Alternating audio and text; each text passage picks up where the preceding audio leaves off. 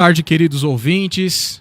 Wagner Pedro que está falando aqui, programa Logos na Rádio Exclusiva FM. Quero deixar aqui minha saudação ao Fábio e ao Gustavo aí, que estão operando parte técnica. Minha gratidão. E a você, nosso querido ouvinte, que vai acompanhar um bate-papo cabeça sobre o cristianismo. Mas antes de darmos início a mais um programa, queremos externar nossa gratidão ao nosso patrocinador, a Viva Ar.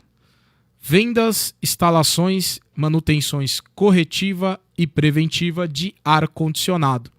Então você que estiver precisando aí de fazer manutenção no seu ar-condicionado, toma nota aí do número que eu vou estar falando. DDD número 11, o telefone é 980 87 9000. Daqui a pouco vai colocar na tela aí, mas eu vou repetir. DDD 11, telefone é 980 87 9000. A Viva Ar. Quem vai te atender é o técnico de ar-condicionado Emerson Taira. Excelente profissional.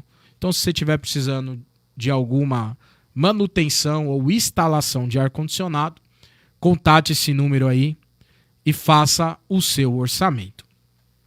Bom, o programa de hoje, nós temos um tema aqui muito bacana. O que é a essência do cristianismo? O que é a essência do cristianismo? Para tanto, nós temos um convidado para lá de especial, já é a segunda vinda dele aqui no nosso programa. Meu amigo Wagner Sanches. Vou estar apresentando aqui, ele é doutor e professor de Teologia e Ciência da Religião pela PUC de São Paulo. E eu já quero tá passando aqui a palavra para ele estar se apresentando e a gente faz esse bate-papo aí. Meu querido, seja muito bem-vindo. Você está com a palavra aí, fazer a apresentação, uma nota introdutória desse tema. Tema muito interessante, né? A essência do cristianismo, né? Então, sinta-se à vontade. Obrigado, Wagner, pelo convite. É um prazer estar aqui, conversar com você e conversar também com as pessoas que estão nos assistindo. Esse é um tema importantíssimo, viu? É uma pergunta difícil, né? Que já se tentou dar várias respostas, né? Qual é a essência do cristianismo? Livros já foram escritos para responder essa pergunta. Claro que quando a gente fala em cristianismo, a gente precisa fazer uma distinção inicial importante, que é que uma coisa é a mensagem de Jesus e outra coisa é o que veio depois de Jesus, né? Aquilo que nós chamamos de cristianismo,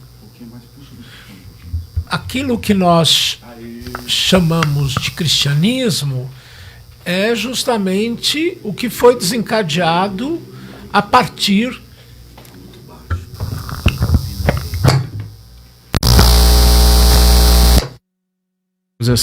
esse probleminha técnico aí, você reinicia a fala melhor. Então, eu estava falando que uma distinção importante que a gente precisa fazer inicialmente, quando a gente fala em cristianismo, nós estamos falando de um movimento posterior a Jesus, né? Uma coisa é a mensagem de Jesus, uma coisa foi o movimento criado por Jesus, reunindo discípulos, discípulas, reunindo o povo ao seu redor e anunciando uma mensagem. Outra coisa é o que vem depois, a formação das primeiras comunidades e, com o tempo, a formação da igreja. Então, isso que nós hoje denominamos de cristianismo reúne um conjunto de igrejas que no mundo inteiro, né, se referem a Jesus e têm Jesus como seu Senhor. O Wagner, tem um esclarecimento para os nossos ouvintes. Hoje, segundo o IBGE, o cristianismo abrange quais denominações cristãs ou quais ramificações, vamos dizer assim? Então, quem estuda religião no Brasil e quem estuda cristianismo faz algumas distinções. Então, em primeiro lugar, nós temos um grupo grande ainda, que em 2010 era em torno de 64% da população brasileira, que eram pessoas que se declaravam católicas ou católicos. E depois desse grupo nós temos um outro grupo que a gente pode chamar de protestantismo histórico, que são aquelas igrejas que fazem referência direta à reforma protestante. Aqui no Brasil, quais são? Igrejas presbiterianas, várias, igrejas batistas, igrejas metodistas, né? E igrejas congregacionais, né? E é o que eles chamam de igrejas históricas, né? Igrejas históricas, igrejas protestantes históricas. Esse é um segundo grupo. Um terceiro grupo que vem já no início do século XX, que é o que nós chamamos de movimento pentecostal. São as igrejas pentecostais. As duas primeiras, a Assembleia de Deus e a Congregação Cristã no Brasil. Que agora estão falando primeira onda, segunda onda, né? Que aí tem os neopentecostais também, né? Isso. Há uma classificação, foi feita por um sociólogo, ele falava de primeira onda se referindo à criação da Assembleia de Deus lá em Belém do Pará e depois a Congregação Cristã do Brasil aqui em São Paulo. Né? Seria a primeira onda. A ênfase aí são os dons do Espírito Santo. A segunda onda, a ênfase são as curas. E aí entra a Igreja Deus é Amor, Igreja do Evangelho Quadrangular, que veio dos Estados Unidos. E uma terceira onda, mais recente, já a partir da década de 70, que é uma ênfase muito forte na questão do exorcismo e da chamada teologia da prosperidade, que é a Igreja Universal, Igreja Internacional da Graça de Deus e Igreja Mundial. Então, esse terceiro grupo é o que nós chamamos de igrejas pentecostais, né? Há outros grupos menores que vieram depois. Né? Agora tem surgido, eles chamam de church, né? Que é um padrão americanizado de igreja e tal. Isso. É um modelo de igreja espetáculo. Né? E tudo isso daí está dentro, quando a gente fala de cristianismo, abrange todos esses grupos aí. Sim, e também a gente pode colocar aí outros grupos que não se identificam como igreja, mas que têm alguma identidade cristã, que fazem alguma referência ao cristianismo. Mas retomando então aquela distinção que eu falava, quando a gente fala de qual é a essência do cristianismo, a gente tem que se perguntar qual é a mensagem central de Jesus. Porque não dá para falar da essência do cristianismo se a gente não recorrer a Jesus, já que Jesus de Nazaré e Jesus Cristo é para nós referência para todo o cristianismo. Né?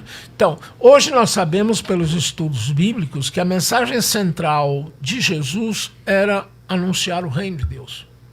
Inclusive, tem um texto de referência, né, que faz parte do tema, vou estar lendo aqui, que é o Evangelho segundo escreveu o evangelista Marcos, capítulo 1, verso 14 e 15, é isso, né? Isso.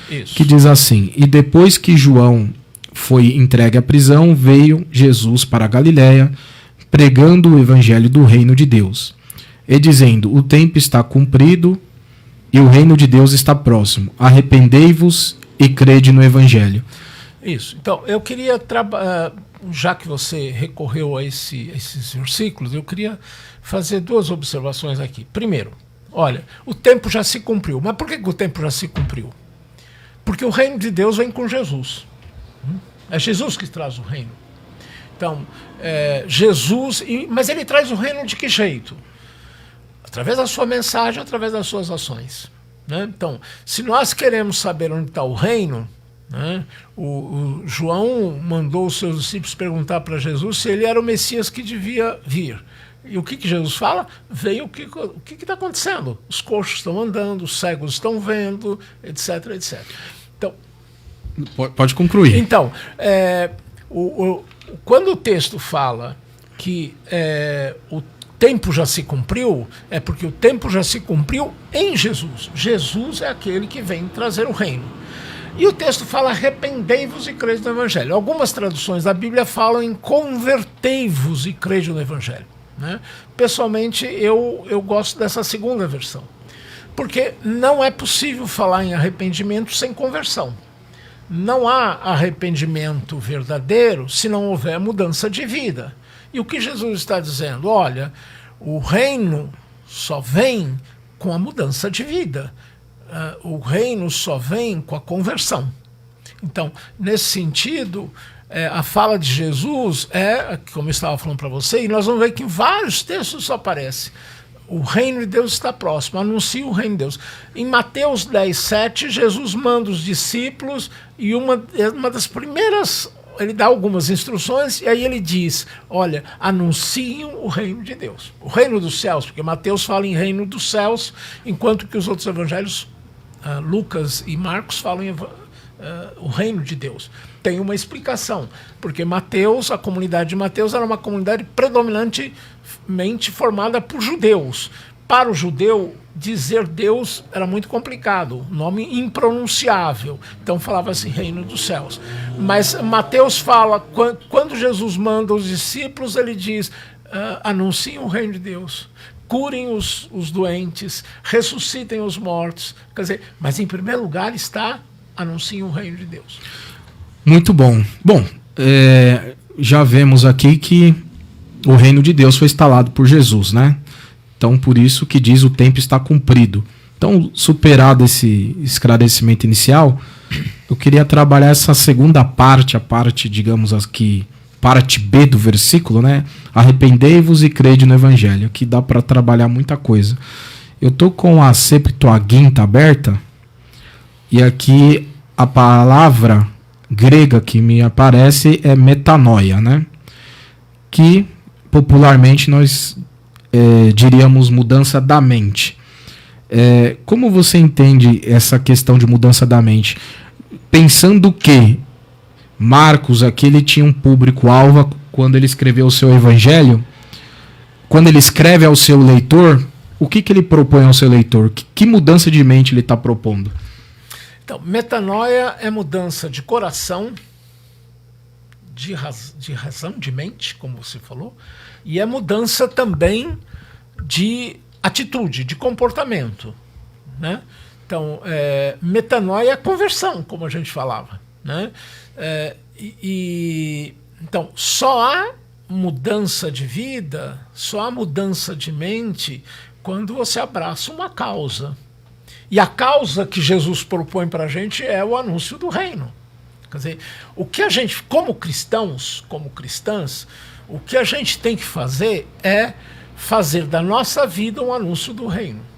Agora, aí tem um problema, quer dizer, não se trata de sair por aí gritando nas praças que o reino de Deus chegou, mas se trata de fazer com que na nossa vida esse reino aconteça de fato, seja um sinal. Então, há alguns sinais do reino, né?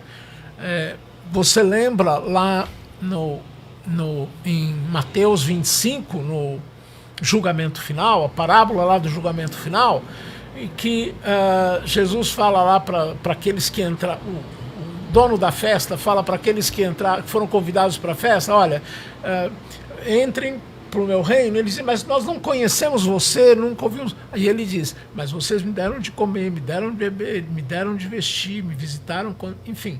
Quer dizer, então, o reino dá sinais, existem sinais da presença do reino. Esses sinais são sinais que passam pelo amor fraterno, né? Então, não é possível a gente dizer que somos cristãs se a nossa vida não revela esses sinais.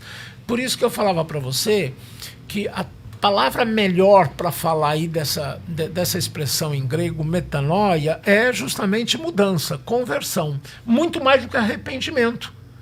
Porque o arrependimento traz consigo, obviamente, a questão do pecado.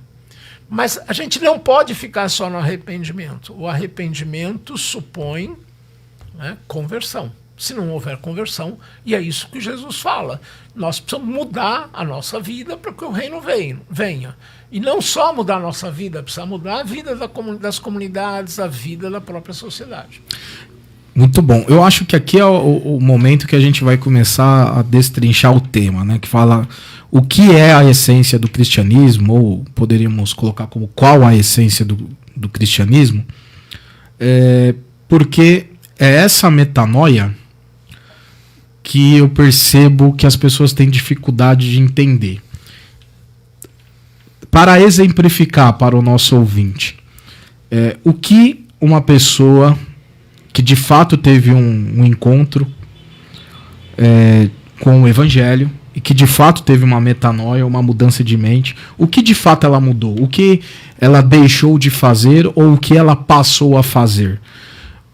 Porque hoje, e você vai entender a minha colocação, por causa do mercado gospel, né, colocado de uma forma bem delicada para não ofender ao ouvinte, né, se passa a se frequentar instituições, né, que proliferou, né, mas muitos que se denominam crentes ali, eles não mudaram nada. Eles continuam com os mesmos hábitos, com as mesmas práticas. Então, é isso que é interessante para nós aprofundarmos essa reflexão, para quem acompanha esse programa, seja ao vivo ou na gravação, para entender o que de fato é você ter uma conversão, né? Que, como você disse, pode ser arrependimento ou conversão, a tradução. Né? Mas conversão de quê? Se a gente pensar, se eu não estou enganado, seria 180 graus a meia volta, né?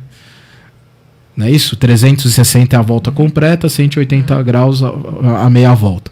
Meia volta do quê? A pessoa estava indo para um caminho e fez meia volta, deixou aquele caminho. Como que a gente pode exemplificar? Se é que pode se exemplificar? Olha, o que acontece no cristianismo, isso está presente em todas as igrejas, né? Sempre esteve presente nas igrejas. Essa conversão sempre foi colocada no nível, eu vou usar aqui uma expressão, no nível da moral. Então, eu tinha um determinado vício e deixei aquele vício. Eu tinha um determinado comportamento na minha família, deixei aquele comportamento na minha família. Enfim, quer dizer, nós colocamos muito essa coisa da conversão muito no nível do comportamento individual, né? E eu vou chamar isso aqui de moral. Nós acabamos reduzindo o cristianismo a uma moral. E a gente se esquece que o cristianismo é muito mais do que isso. Claro que é importante deixar os vícios, é claro que é importante mudar o relacionamento com as pessoas na família, com quem está próximo, claro que isso é importante. Claro que é importante deixar determinados comportamentos violentos, enfim, com as pessoas que estão próximas, claro que isso é importante. Mas não podemos esquecer que há uma outra questão, que não é só isso, não basta só isso, que é uma questão ética também, de princípio. Você leu agora há pouco aí que a metanoia tem a ver com mudança de mente, quer dizer, mudança do modo de compreender as coisas. Isso é profundo, isso é coisa de raiz. É o que a gente chama de cosmovisão, né? Isso. Não adianta eu simplesmente mudar aparência, não adianta eu mudar aspectos superficiais da minha vida, eu tenho que mudar na profundidade. Eu queria lembrar o texto de Mateus, onde Jesus diz lá, olha, eu estou tentando achar aqui o texto, mas Jesus diz, buscai o reino de Deus e a sua justiça e tudo vos será acrescentado. Mateus 6, isso, deixa eu verificar aqui, que aí eu já leio para o 6:33. Aqui na versão Almeida Corrigida e Fiel, diz assim, mas buscai primeiro o reino de Deus e a sua justiça, e todas estas coisas vos serão acrescentadas. Esse todas estas coisas é os versículos anteriores, né? Isso, dentro do contexto aqui. Isso. Quer dizer, qual deve ser a nossa preocupação principal, maior? Buscar o reino de Deus e a justiça que vem desse reino. Agora, mas por que deve ser essa a nossa preocupação? Porque essa foi a preocupação de Jesus. Aliás, Marcos, de forma muito acertada, coloca que a primeira palavra pública de Jesus foi sobre o reino. Que é o que você leu agora há pouco. 1:14-15. Esse texto, para Marcos, é a primeira palavra pública de Jesus. Lá em Lucas, a primeira palavra pública é o texto lá de Isaías, né? O Senhor me ungiu e me enviou para evangelizar os pobres, etc, etc. Então, mas Marcos aqui deixa claro, olha, a primeira coisa que Jesus disse na sua missão foi que o reino de Deus chegou, que o reino de Deus está aqui. Inclusive, eu queria fazer a menção aqui, porque geralmente as pessoas pegam o Evangelho de Mateus 11:28, que diz: Vinde a mim, todos os que estáis cansados e oprimidos, e vos aliviarei. Na versão King James diz sobrecarregados, né? E aí a pessoa tem aquela ideia do acesso, porque Cristo está falando, vinde. Mas tem aqui um outro texto, que é Lucas 9:23, que complementa isso, no meu ponto de vista, que diz: cada um deve levar a sua cruz, a epígrafe, né? Aí diz assim: e dizia a todos: se alguém quer vir após a mim, negue-se a si mesmo e tome a cada dia a sua cruz e siga-me. Olha que interessante. Em um texto ele fala, vinde, mas no outro ele fala, olha, tudo bem, você quer vir? Mas nega-se a si mesmo e tome a cada dia a sua cruz e siga-me. Então, é a renúncia, né? De você renunciar o seu eu, de você renunciar algumas coisas. Então, a conversão tem a ver com os maus hábitos que eu deixo. Tem a ver com isso que eu falava agora há pouco, é a mudança de coração. Quer dizer, eu deixo de ser o centro da minha vida, o eu deixa de ser o centro da vida para me colocar numa relação fraterna com os outros. E aí tem uma questão que quer dizer, o que Jesus ensina do início ao fim, a partir dessa ideia, desse anúncio do reino, é que nós que seguimos Jesus, nós que queremos seguir Jesus, somos irmãos uns dos outros. Aliás, é uma coisa que pouca gente, muita gente não dá atenção a isso que eu vou dizer. Por que os cristãos eram tão perseguidos? Não é porque eles falavam de um Deus único. Não. É uma boa pergunta, né? Não.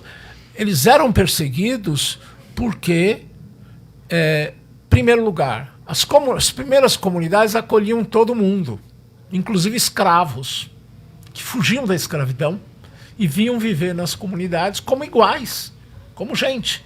Foi um paradigma que foi quebrado. Foi. E aí o que acontece? Você imagina comunidades que começam a receber ex-escravos, ou ex-escravizados, hoje a gente usa essa expressão, né? O que isso vai gerar? É claro que isso vai ferir interesses. Em primeiro lugar, então, a ação das primeiras comunidades era uma ação que permitia que todo mundo se sentisse como irmãos, nem judeus, nem gregos, como diz Paulo, né? Nem escravos, nem livres, mas todos são irmãos. Primeira coisa. Segunda coisa, né, decorrente disso, nas primeiras comunidades todo mundo se tratava como irmãos uns dos outros. Isso era revolucionário para a religião romana. Isso era algo, eu até diria, usando uma expressão que tem muita gente que não gosta, isso era subversivo. Né?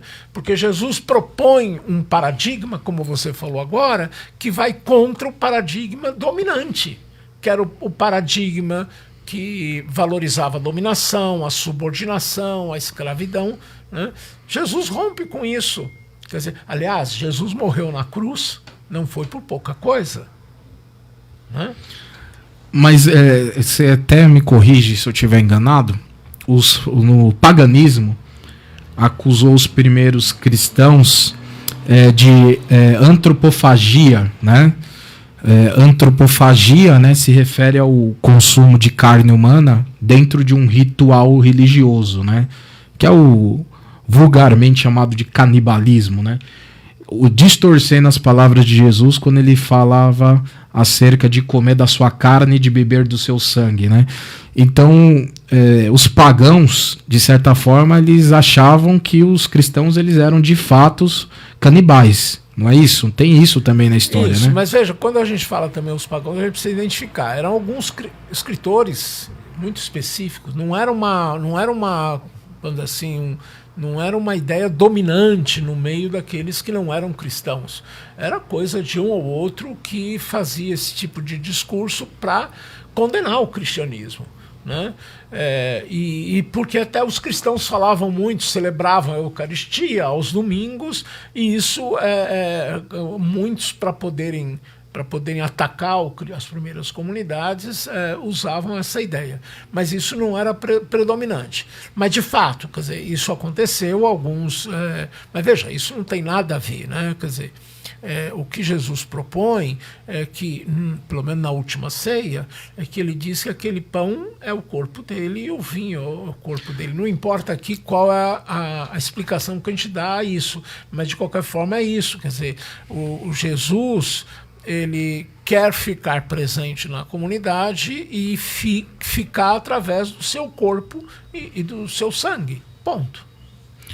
Sim, mas o que eu quis dizer assim, eles eram mal interpretados no seguinte ponto. Era considerado uma sociedade secreta, né? Eles eram identificados como o do caminho, né? O povo do caminho. Isso. Se eu não me engano, existe um livro que fala sobre os cultos nas catacumbas. Isso. Né? Então eles eram considerados uma sociedade secreta, sim, né? Sim. Isso gera-se a desconfiança e o preconceito gera-se daí, né?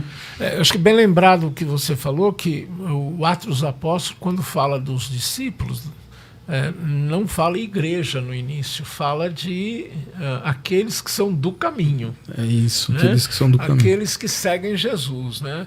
Então, e de fato, nas primeiras comunidades, encontraram muita dificuldade para se consolidar,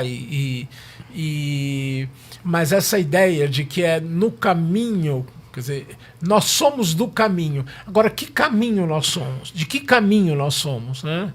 Nós somos do caminho de Jesus. Né? Eu gosto muito dessa ideia de falar que nós somos discípulos de Jesus que estão no caminho de Jesus. Né? E não somos simplesmente antes de sermos membros da igreja, nós somos aqueles que seguem Jesus. E Wagner, eu estou voltando um pouco na história, essa questão da historiografia, porque a gente está falando de essência, né? Então, de essência, a gente está falando de algo retroprojetado, temos que olhar para trás, né? Para a gente entender como é que aquelas primeiras comunidades eram, que eu acho que essa é a essência. Como eles eram, como nós somos hoje. Porque hoje nós vivemos o período da igreja institucionalizada. Né? E teve um período que não era institucionalizada. Né? Você me corrige se eu estiver errado. Tem aquela a gente chama de XP, né? Que o pessoal chama, o PX, cristograma, que eles colocaram o nome, né? Que fala Shiro, que eles pegam aqui a combinação das duas primeiras letras do nome de Cristo em grego. Juntas, né, formam o monograma de Cristo. E dizem que eles se identificavam, eles pinchavam isso, né, para saber aonde era o local, né, de cristãos. Eles faziam essa insígnia, pintavam e tal. E tem uma história, inclusive, de Constantino, que aí a gente não sabe se é uma fábula, né, se é uma anedota ou se é um fato.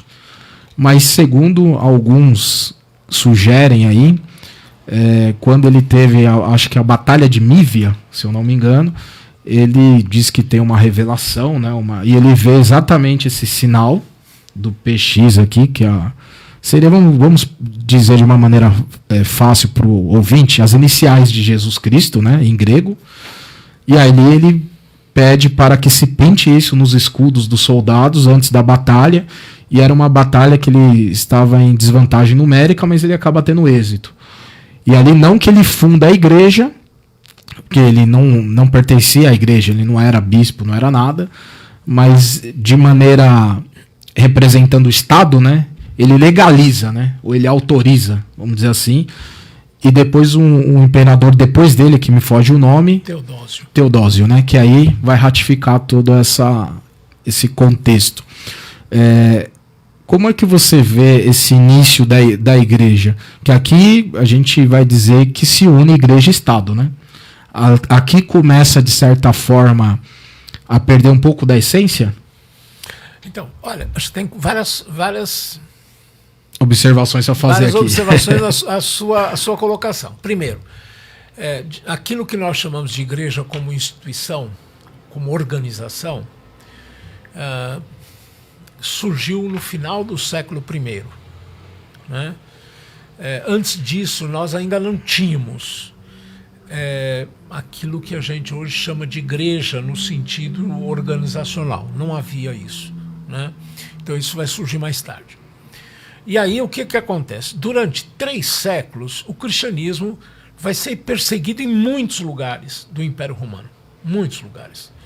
E eu falei agora há pouco de que uma das razões da perseguição era pelo fato de como que as comunidades se comportavam ao acolher as pessoas que eram, vou usar aqui uma expressão, que faziam parte dos setores mais baixos da sociedade, né? dos estratos mais baixos da sociedade. Né? Então, isso é uma coisa. O que acontece?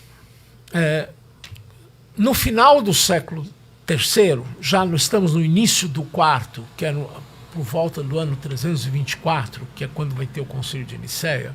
Um pouco antes disso, 313 especificamente, o imperador Constantino percebe que já não adiantava mais perseguir os cristãos, porque quanto mais perseguia, parece que mais cristãos apareciam. Então, foi um período de crescimento dos cristãos. Foi. O período, os 3 primeiros séculos, foi o período de maior crescimento, proporcionalmente, né, de cristãos, não numericamente, mas proporcionalmente, de cristãos de toda a história, né, do cristianismo. E aí o que acontece? Em 313, ele faz um edito, que é o chamado Edito de Milão, onde ele concede liberdade de culto aos cristãos, né, aos membros das comunidades. Então esse é o primeiro passo. Aí então você tinha o cristianismo, você tinha a igreja cristã e ao mesmo tempo você tinha as outras religiões do Império Romano que eram praticadas já há muito tempo. O que acontece? Essa história que você contou, que ele teria tido uma visão, isso é muito mais um discurso que ele utilizou para justificar o seu... Ou para atrair aquele público. Isso, justificar a sua estratégia política. Porque qual era a estratégia de Constantino? Manter o Império unido. E aí o que acontece? Tem um outro problema que acontece a partir de 313. Você começa a ter o surgimento de doutrinas que divergiam daquelas defendidas pela igreja. E algumas dessas doutrinas, que começaram a ser chamadas de heresias, começaram a preocupar Constantino e os seus estrategistas, porque ele pensava, de forma correta, que se essas doutrinas se disseminassem, podia rachar o cristianismo e rachar o império. E aí ele convoca, em 324, o Concílio de Nicéia, que chamou os bispos, né, mais importantes, fala: vocês vêm aqui, vocês vão ter que definir o dogma, por exemplo, dogma da Trindade, das duas naturezas de Jesus, que foi definida lá no Concílio de Nicéia. Né? E aí aconteceu uma coisa interessante. Ele trouxe, onde foi o concílio? No palácio. E tem relatos de bispos da época dizendo que ficaram maravilhados, porque nunca tinham visto. Imagina, bispo que vinha lá do interior, da roça, de repente acolhido no palácio do rei, com toda a mordomia. Quer dizer, alguns chegaram até a dizer que ele era o enviado de Cristo, enviado de Deus. Né? Então, Constantino passou a ser uma figura enaltecida como o Salvador. Né? Mais tarde, Teodósio, já em 389, que nós já estamos já um pouco distante, torna o cristianismo religião oficial do Império Romano. E aí acontece uma coisa que muda a história, né? Que se o cristianismo antes era uma religião perseguida, agora o cristianismo torna-se a religião do poder e as religiões perseguidas serão as religiões do Império Romano. as religiões que eram chamadas de pagãs. Né? Inverteu-se aí, né? Inverteu-se. Então aí, de fato, o cristianismo perde aquela essência original que a gente falava, de anunciar o reino, e a igreja vai se aliar ao poder para anunciar o poder. Na verdade, aí tem uma fase que os cristãos começam a perseguir os pagãos, né? Isso. Dizem que até a questão do incêndio na biblioteca de Alexandria, alguns dizem que foi um motim, né? Mas falando de essência, tem uma frase aqui que eu acho interessante para você comentar, que diz assim: eu não vou falar de autoria aqui, porque quando você fala de algo que circula na web, né? Aí tem vários autores para a mesma frase. E aí você fala, a frase é de fulano, alguém já vai, não, é de cicrano. Então não vou falar a autoria, mas a frase diz mais ou menos assim: o cristianismo na Grécia tornou-se uma filosofia, depois chegou a Roma, tornou-se uma instituição, em seguida chegou à Europa e tornou-se uma cultura, e finalmente chegou à América e tornou-se um negócio. O que você acha disso? O cristianismo ele vai ter nas suas facetas ao longo da história? Não generalizando, né? Guardadas as devidas proporções. Eu acho que tem que fazer algumas ponderações. Mas veja, o cristianismo ele é o que é hoje muito por causa de uma figura que é Paulo. Paulo, o apóstolo Paulo, ele foi o responsável por colocar o cristianismo, a mensagem cristã, em diálogo com o mundo grego. Essa foi o grande pontapé de Paulo. Para alcançar os gentios, né? Sim, sim. Quer dizer, se os discípulos, Pedro, Tiago, achavam, né, os e chefes... Pedro tinha uma certa resistência que é até registrada quando ele vai à casa de Cornélio, né, o romano. Sim. E lá ele se debruça com uma novidade. Quer dizer, o Espírito de Deus não fica preso às nossas categorias, né? Mas hoje tem pessoas que estão presas igual Pedro. Claro. Precisam se libertar dessas coisas. Eu acho que... Existem vários modos da gente pensar isso. Existem pessoas que pensam porque desconhecem, existem pessoas que pensam assim, sabendo que estão pensando errado, né? Mas Paulo foi esse grande responsável por tornar o cristianismo acessível a todo o mundo antigo. Se não fosse assim, se não fosse Paulo... Bom, não dá pra gente voltar no passado e dizer como seria. Mas se não fosse Paulo, muito provavelmente o cristianismo teria se restringido a comunidades judaicas ali. Uma comunidade, uma seita judaica. Porque o movimento de Jesus era uma seita judaica que rompeu com o judaísmo, né? E Paulo, ao contrário, tem uma visão extremamente aberta de acolher todo mundo e acolher o mundo grego. Então, aquilo que nós chamamos de filosofia grega foi justamente o pensamento grego que entrou em contato com o cristianismo, né? Eu não gosto de falar, até porque quando o autor aí diz que na América o cristianismo se tornou negócio. Mas ele quer dizer, eu acredito que não no sentido de charlatanismo. Acho que ele quer dizer no sentido de que agora você começou a trazer aspectos, vamos dizer assim, aspectos de empresa, né? A instituição ela é vista como uma empresa, no sentido de organização e usando ferramentas de administração. Então hoje algumas igrejas, na América sobretudo, você tem o CEO, né? Que é um gestor ali e tal. E é uma coisa que veio depois. Mas isso, veja, vamos dizer assim, é essa etapa do cristianismo mais recente que a gente está vivendo. Sim. Né? Se você pega o cristianismo que vem lá na época da colonização, é um cristianismo colonial. É uma igreja colonial. Quer dizer, o cristianismo foi imposto a populações indígenas, populações negras, né? E foi imposto dentro de um projeto colonial, né? Então, esse foi o mal do cristianismo. O mal do cristianismo foi se aliar ao poder, foi se submeter ao poder, porque não há aliança saudável com o poder político. Toda aliança com o poder político gera subordinação, gera submissão da igreja. Então, juntar poder político com religião, qualquer que seja, isso dá um incêndio terrível que não dá para apagar. Nós estamos vivendo aqui no Brasil uma situação parecida agora nos últimos anos, né? Com essa coisa de você juntar religião e política, e olha o que está dando. Então, no passado... A igreja está se tornando cada vez menos cristã. Claro, você abandona aquilo que é mais essencial, que a gente está conversando aqui, que é o anúncio do reino, da justiça do reino, né? Você assume inclusive discursos de ódio, né? De ódio.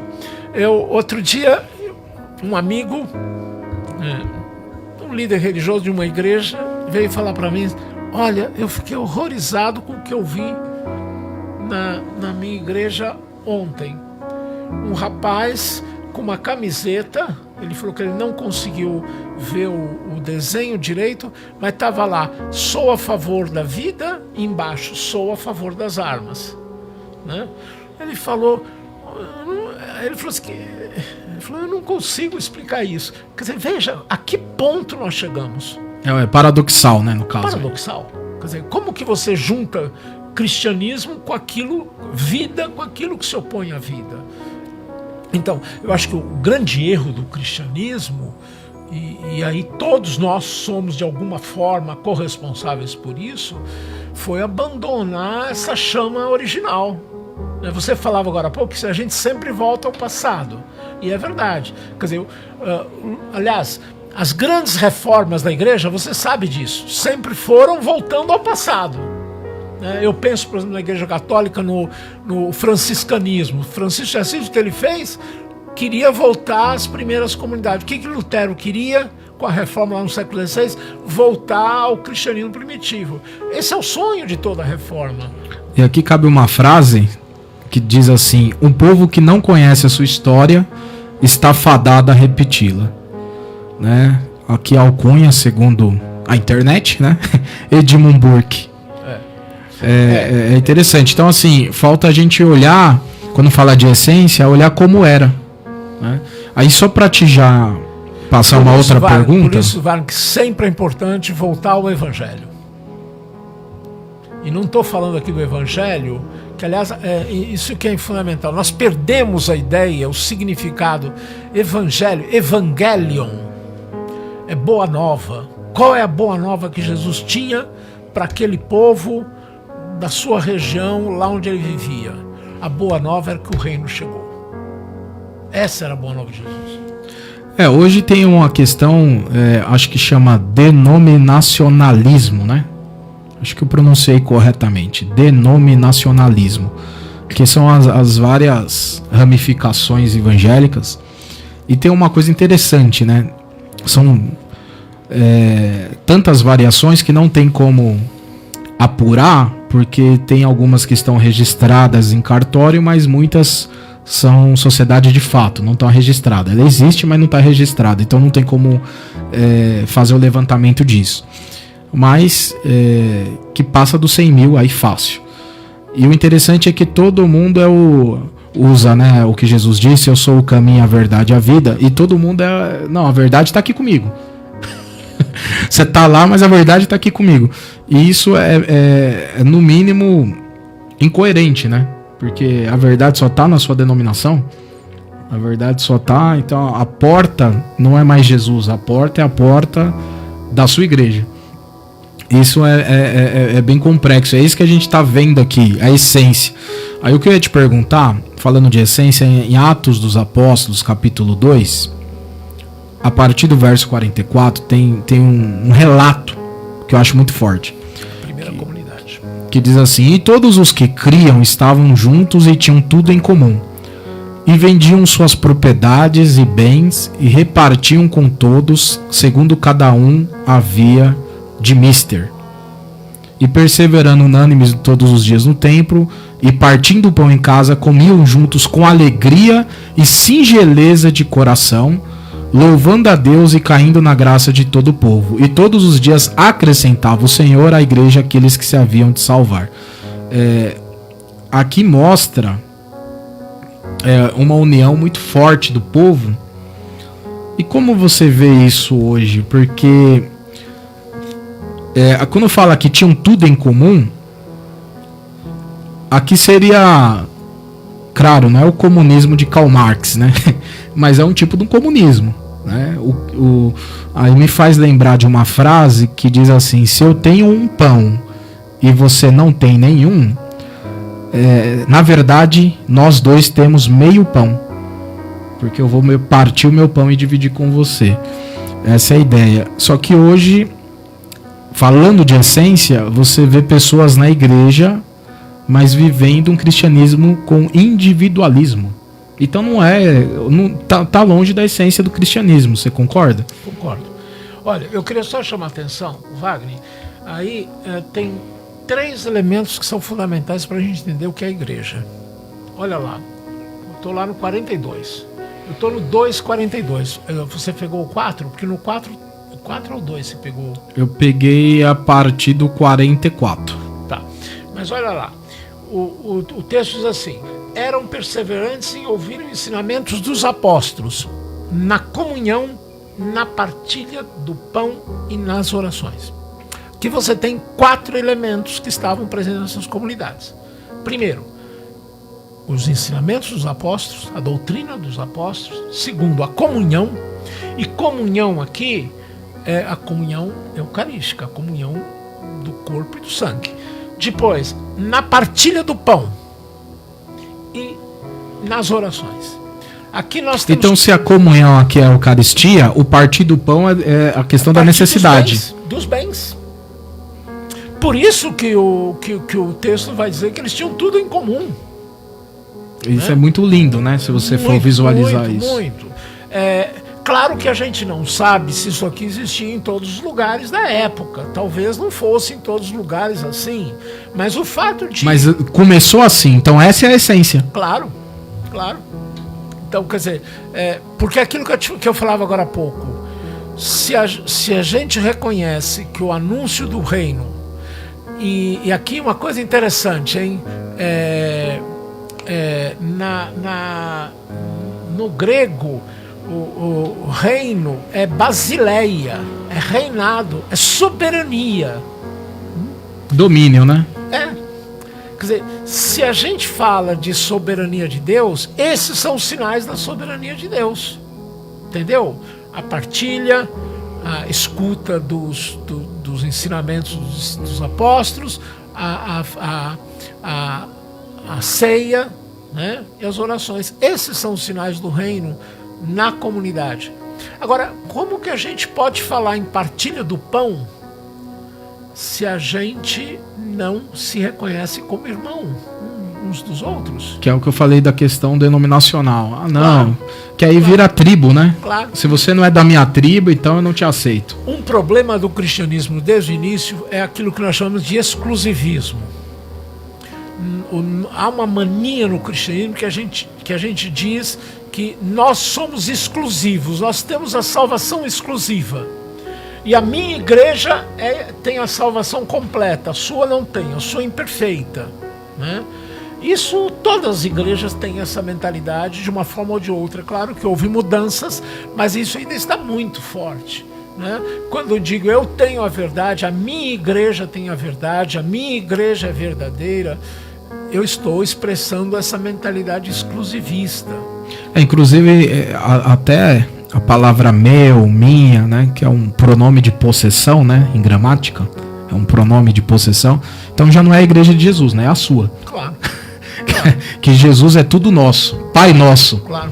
É tudo nosso. Quando você fala é minha igreja, não é a sua igreja aqui na terra. Aliás, você falou no Pai Nosso, quer dizer, se a gente pegar o Pai Nosso e refletir sobre cada expressão que está no Pai Nosso, a gente cai do cavalo, como diz o povo.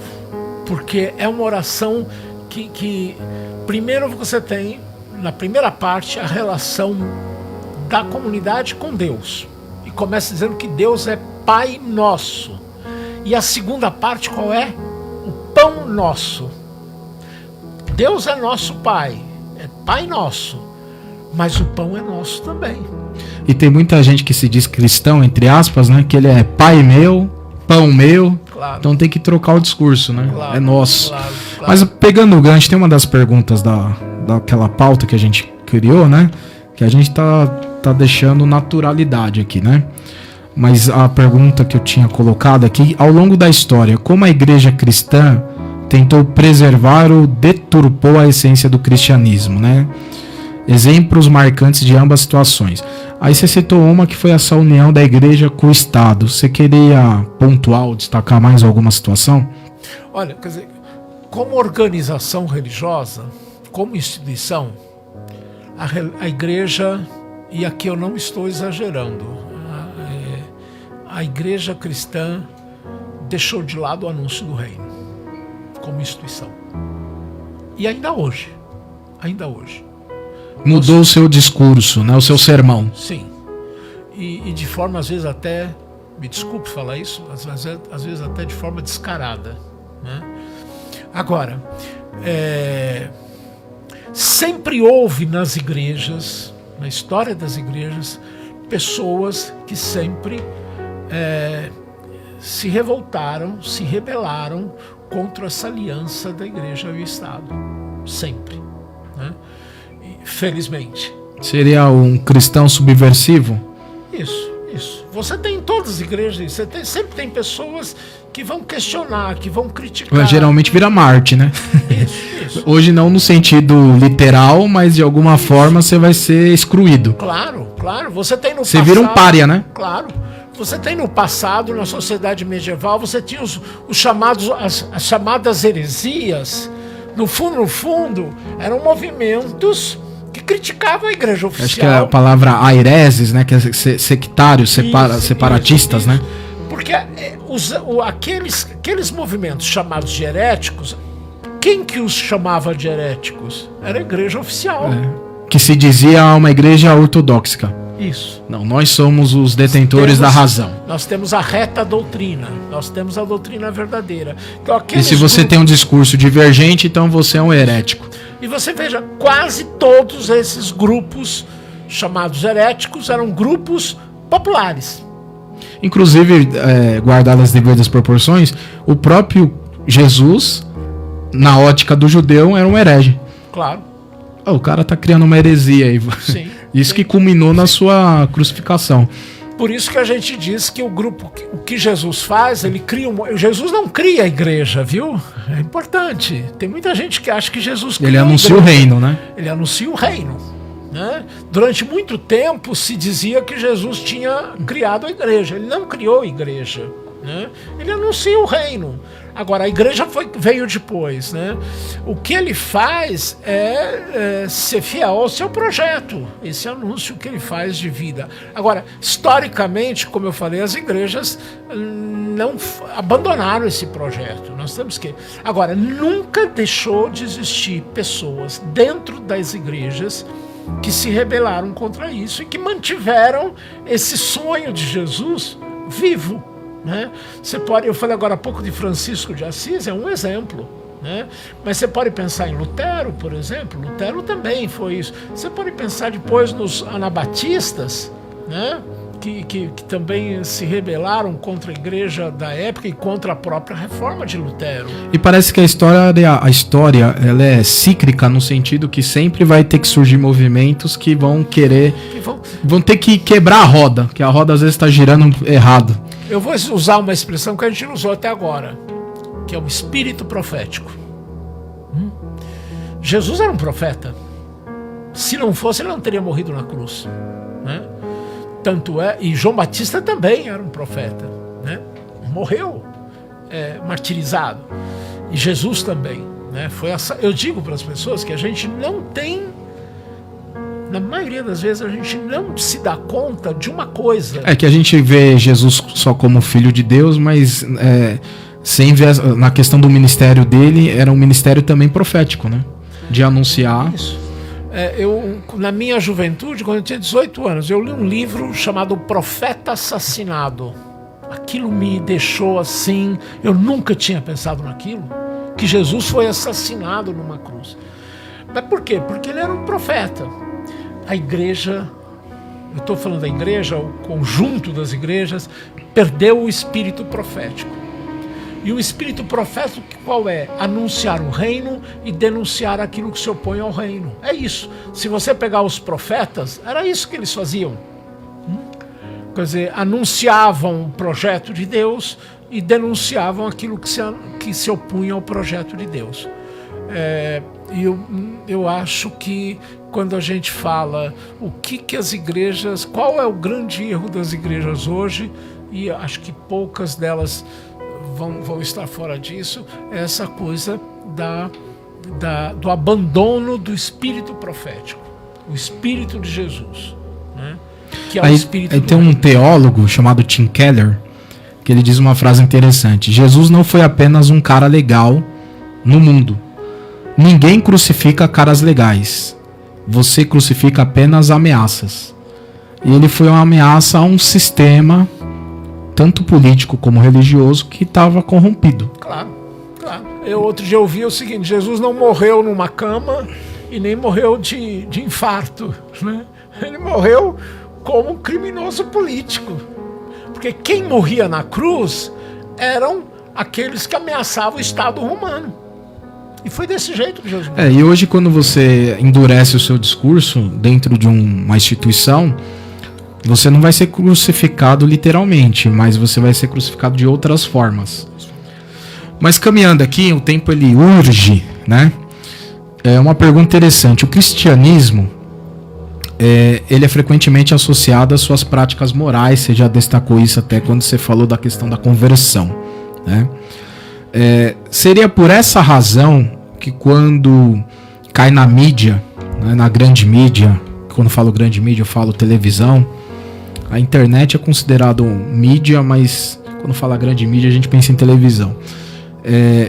E se de alguma forma essa pessoa, em algum momento ela se denominou cristã, seja um líder ou não, a mídia ela enfatiza isso, e quando é outra religião, pouco importa, não querendo citar religião, mas para ficar bem colocada a pergunta: se a pessoa é de uma religião que não seja cristã, comete um crime, vai se narrar o crime.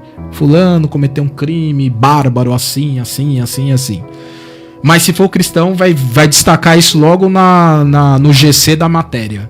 Cristão, né, ou pastor, ou padre, ou não sei o que, comete esse crime. Esse destaque da mídia a isso prende-se ao fato que o cristão, por pregar esse padrão moral, ele acaba se comprometendo em praticar o que ele está alegando, e já as outras religiões elas não enfatizam muito essa questão da moralidade? Olha, pode ser. Porque você não vê falando assim, eu não queria citar, mas para você entender, você não vê falando assim: budista cometeu um crime, espírita cometeu um crime. Não, mas se for cristão, pastor cometeu um crime, padre cometeu um crime. Eles fazem questão de enfatizar isso. Seria por causa desse discurso moral que nós cristãos temos? Eu acho que pode ser. Veja, eu falava agora há pouco em moral, e você falou agora de novo, quer dizer, nós cristãos temos um discurso muito moralista. Exatamente. Né? E aí a gente acaba pagando o preço, né? Porque a gente acaba tendo... Então o problema, é claro, que é deles, mas é nosso também. E nós temos uma certa dificuldade, porque nós vivemos numa sociedade plural, e na sociedade plural, a transparência é uma necessidade, é uma exigência, né? Então, quando há cobranças com as igrejas, sobretudo, primeiro não podemos esquecer que as igrejas cristãs são identificadas com a cultura ocidental, né? E quando as igrejas são atacadas, são criticadas, isso tem a ver um pouco com esse moralismo, com esse ranço moralista que está presente nas igrejas, né?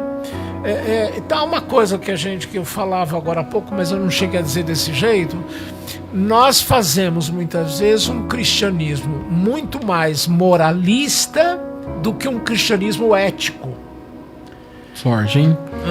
Ou seja, nós ficamos muito mais preocupados em determinados comportamentos que são importantes, que a gente não pode também admitir, jogar fora, mas nós esquecemos da justiça. Estou pensando aqui, justiça como ética, como princípio fundamental da vida, né?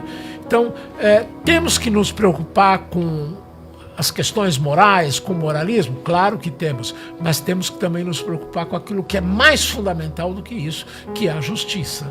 Porque se não houver justiça, eu não vou poder olhar nos olhos das pessoas e dizer, vocês são minhas irmãs. Eu acredito muito, falando de essência, a gente já está quase na reta final aqui, que é o que Jesus diz, né? Ama a Deus acima de todas as coisas e ama a teu próximo como a ti mesmo. E aí, para exemplificar esse ama a teu próximo, eu quero deixar aqui o versículo, o apóstolo do amor, né? Primeira carta de João 3,16, que diz assim: conhecemos o amor nisto, que ele, no caso Jesus, né, deu a sua vida por nós, e nós devemos dar a vida pelos irmãos. Wagner, eu vou propor o seguinte, que a gente tem aí acho que 10 minutos para concluir, mas tem uma parte da pauta que a gente fez aqui, que seria aspectos práticos. Temos aqui 4 perguntas e mais 3 para finalizar. Eu queria que você, com muita propriedade que você tem de sobra, desse respostas objetivas para nós conseguir responder todas. Eu lembro até de não sei se era um programa da Gabriela, quando ela estava no SBT, que tinha uma parte que fazia isso, né? Aquelas bate-pronto, né? Mais ou menos isso. Vamos lá. Como o cristão moderno pode viver de forma autêntica a essência do cristianismo? Vivendo tudo aquilo que é consequência do reino. Bom. A começar pelo amor. Quais são os desafios atuais que a igreja enfrenta para comunicar a essência a um mundo pluralista? Ser fiel à sua vocação original, que é justamente o anúncio do reino. Muito bom. Só aproxima um pouquinho aqui. Como líderes religiosos, né, pode evitar distorcer a mensagem do evangelho em seus ministérios ou em suas denominações? Colocar-se a serviço do evangelho e a serviço do povo. A serviço do povo, né? A gente não pode perder de vista que servimos ao povo. Isso. Essa aqui é muito interessante. O que você diria para alguém que acredita que o cristianismo perdeu sua essência? O cristianismo é mais do que isso que a gente vê. O cristianismo é uma mensagem de boa nova, de vida nova, para todos e para todas. Aí tem um pensamento que me vem, uma frase, né? Que diz assim: seja o bem que você quer ver no mundo, né? Então, assim, ao invés de eu focar no outro, né? Eu tenho que focar em mim. Se eu tô sendo um cristão verdadeiro, né? Para a conclusão, né? Mais 3 perguntinhas. Se você tivesse que resumir a essência do cristianismo em uma frase, qual seria? Deus é amor. Deus é amor. Muito bom. Como podemos aplicar, né? A gente usou o texto de base, Marcos 1, 14 e 15, né? Como podemos aplicar esse texto em nossa vida cotidiana, tanto individualmente quanto como igreja? Eu acho que, em primeiro lugar, a gente abrir-se a essa mensagem de boa nova do Evangelho. O Evangelho é uma mensagem de boa nova, de esperança, de um mundo diferente, de um mundo onde as pessoas possam viver de forma fraterna. É isso. E aqui essa última você tem um tempinho mais com calma, que aí você já faz suas considerações finais, deixa seus contatos, tá? Que é para os ouvintes, né, que estão distantes, esfriou na fé, se afastou, né? Estão distantes do cristianismo, ou que tem dúvidas, né? Qual o primeiro passo para entender e viver a essência do evangelho? Saber que Jesus está para além das igrejas. Que a minha opção fundamental de vida não é por uma igreja, mas é por Jesus, pelo projeto de Jesus. e saber que as igrejas são imperfeitas, têm as suas limitações, têm os seus problemas, mas há um projeto fundamental, que é o projeto de Jesus de anunciar o reino, que é um reino de esperança e de amor para todo mundo. Muito bom. Eu ouvi um missionário chamado Samuel. Eu queria até passar aqui o nome dele completo, que é muito interessante. Você depois pode estar pegando isso, você ouvinte. E ele falou uma frase assim que chocou muita gente. Ele chama Samuel Andrada, lá da Argentina. Ele falou o seguinte: Deus, ele não é evangélico, nem é católico. Quando ele falou isso, teve gente que chocou. Não, mas, e aí ele explicou uma pessoa que estava, um turista num templo budista, que encontrou um outro missionário, né? E aí um falou: o que você está fazendo aqui? Eu vim buscar Deus. E você? Aí o outro respondeu: eu vim trazer Deus para você. E ali eles tiveram uma conexão de alma, uma conexão de espírito, né? Na porta de um templo budista, né? E aí ele usou essa frase: Deus, ele não é evangélico. Fábio, Deus não tem religião. Portanto, as nossas religiões, as nossas igrejas, são imagens muito ofuscadas desse Deus que a gente acredita que é Deus, que é um Deus de amor.